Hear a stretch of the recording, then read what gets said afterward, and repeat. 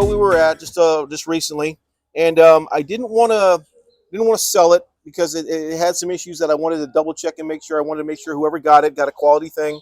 So now that I've got it back here at the shop, I can come back and recarve it and put a lot more detail in it, just because the face was kind of quick. The form and the musculature is good enough that I can come back and recarve it to make it into something actually kind of nice. Yeah, you just got to narrow it down a little bit. Yep. I mean, and otters are a popular thing. What, in the canals down here and everywhere? We've actually got a couple.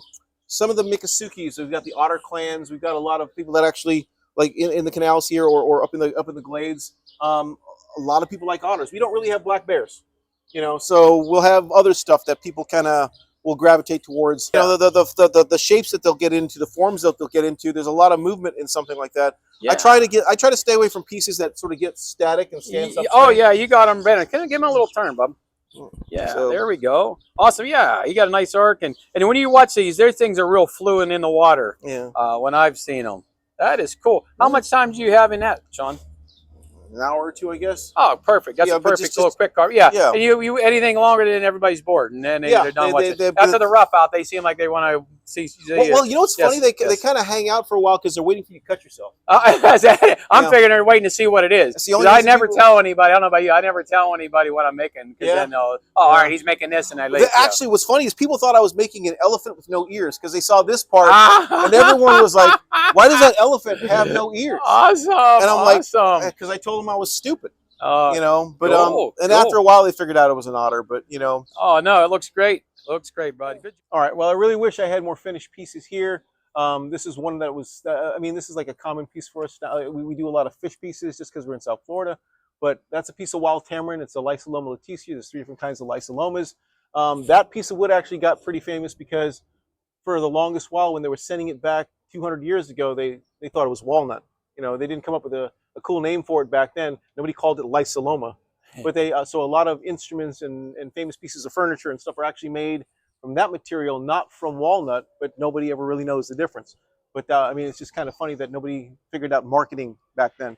But if they did, it acts a lot like teak. It's kind of oily, but it lasts longer than teak does outside. So maybe it's something that somebody would push in the future. But if they knew it was here, it'd be a lot more expensive than it actually is. But really pretty piece. We do a lot of these mid-rangey kind of like fish pieces for people's houses in restaurants or whatever. You make signs out of them or whatnot. But that's a fairly quick piece. That grain's beautiful. It's absolutely beautiful. Like all the sexy word is chatoyancy and all the wiggles and squiggles and all the other fun stuff. But it's sitting outside. Nobody really cares. I do put a finish on it. I will clear coat them and stuff like that just to show off the grain a little bit. Other pieces I will torch dots and all the other fun detail-y pieces in, but on a piece of wood like that, I would never do that just because it's interesting all on its own. Oh, yeah. The wood helps you. Absolutely. Yeah. Other than the fact that it's absolute concrete, but other than that, and if you want to be mean to kids, if you want to, send them outside to split wood, the grain stair steps. So it doesn't run transverse to itself like that. So when you hit it with an axe, it doesn't split along a grain line. It goes dink and stops. So if you ever want to be mean to kids, and send them outside to split wood, that's the one to do it at. All right, Sean, this is the dead opposite of a speed carve right here. It's the absolute opposite of a speed carve. This thing drove me nuts forever. But it's a 3-bone fish. They're swimming in front of the mangroves.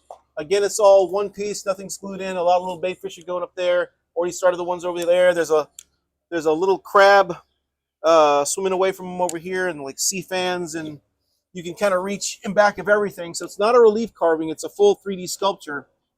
And it's out of a piece of tropical almond, which is a hard and tough wood. But it don't split much, does it? It doesn't look like it anyhow. It doesn't. It just resists you wanting to do anything with it. But when it gets done and polished out, it gets super, super pretty. And I do like the complicated ones. Like I do like not gluing anything in. As I've gotten older and lazier, I do glue some stuff on like big pieces in. But on pieces like this, when I do gallery stuff, it's all one piece, nothing glued in, just nibble, nibble, nibble. Actually, up to this point, it's been mostly chainsaw and grinder, and then I'll come back in and cut around everything, and then I'll go from something really, really big to something really, really small. So I'll have like little bits that'll go inside here. Oh, yeah. Can we zoom in on that one Sure. time? Wow. So that is puny. And and not real coarse. So you're just grinding your way in there. Yeah, you're just gonna do after a while. You do mostly grinding. Okay. Because and then you get back down to chisels and stuff too, because nothing puts a smoother cut on than an actual like a bladed tool, and you're just excising out what you kind of want, and then doing it that slow, you get a lot more control with it. But what's funny is just how long you actually spend with a chainsaw in something, reaching behind here. Some of your tools don't reach some of those places, but a chainsaw bar will. So I can't tell you how many times I've messed up and got a catch. Yep, and it just tears a fin off or something. I end up with really expensive firewood. Hey, it's never a mistake. It's to change of plan, Sean. It is a change of plans. But yeah, so you can reaching back of all that fun stuff, dude, yeah, you can see poor Sean's been chipping and wrestling and fighting with things. It's going to look really cool when it's done here. We're using the mangroves to kind of hold, because this is the side of the tree that came out this way. Okay, so you got like a half log going on here. It's half a log, and I use the mangroves to kind of hold the tree back together. And I do the piercing just so that you can kind of get an idea of the depth. Yes. Some in my relief carvings, I don't pierce all the way through, because the moment you pierce all the way through on a thin relief carving, it messes up the perspective. Oh, yeah. But this being just, they're true to form, true to shape, you need the piercing to come through. So just that light coming through from the back makes you realize just how round they actually are. So that's a neat, complicated, and God bless you for having the patience, because most people would, our relief carving is one fish or two on the front or three on the back of a bench, and we're one level, and you got these things all stacked. And I've been cutting some of the wood he's messing with. It is so hard, so it's not like you got to use like a pretty good tip on your chainsaw. It's hard, bouncy, pulls, jerks you. It's not like a piece of pine burn. You name it. Awesome, good job. You got another little grinder piece that you're using? I too? did. What's the other one? It's all about like tool reduction. That's almost the same kerf thickness as like a chainsaw or something. Okay. I've got 10 million. I've got a toolbox over there, my little red box with like a million bits in that thing. Like technically, if you ever wanted to ruin me, were I to lose that box, you'd be crying. I would be out of business. Out of business. Yeah. Oh, that's awesome. Because it takes a long time to amass that stash of tools. I mean, and things have gotten so expensive. And you need that little piece you need that day or whatever. And I think the deal with you're into these hardwoods, so you got to use those kind of tools. Where at home we're spoiled, where you get a wee little chainsaw and stuff, or different easier tool. You gotta push hard and work and smoke and you know what I mean to get it. You're pushing and grinding your way in there. You'd be surprised at how much of it goes back to an old way of carving. Like you go back to like chisels and gouges. I probably got 1,500 gouges and chisels. That it makes you realize that I don't drink or smoke. My one vice in the world is, I've got a couple of vices in the world. Any of them have two legs? Unfortunately. Those tend to be the more expensive ones. Those are the most expensive ones. I have one of those too. Yep. Yeah. But then, fishing or hunting or whatever. It's old tools. Yeah. Okay. Yep, old tools. And a lot of guys like us love the outdoors. We're outdoor people. So, all right, cool. And I'm not an artsy cat. I just make stuff that that I like to see, that I thought that I would like to hang on a wall. And good. That's nice. You can do that. I'm always making someone else's whatever they want most of my life, just to keep everybody busy. Like you said, that's our job, to make people happy. Yeah.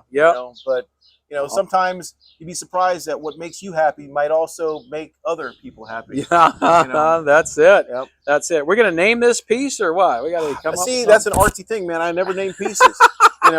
Apparently you pay more for the name than you do for the piece. That's it. And now, with the level of work on some pieces, because there's so many ultra talented cats out there. Like I don't know how they make a living doing it that way, because the amount of work that they put into a piece that they truly love and enjoy. They're doing it more for them than they're doing it for the client or something. That client will eventually show up. Yeah, but they find a piece that they fall in love with, and they throw so much work at it that it's unsellable. I get you. Yeah, and you got a lot of work in here. It's obvious for me to see it for here. And looking at all this little stuff in the back. Oh yeah. Well, until you're the guy that has to do it. Hey, that can't be that hard, but it's hard and tough. So hey, good job on this one, though. I appreciate you. Thank you so much. All right, take care, brother.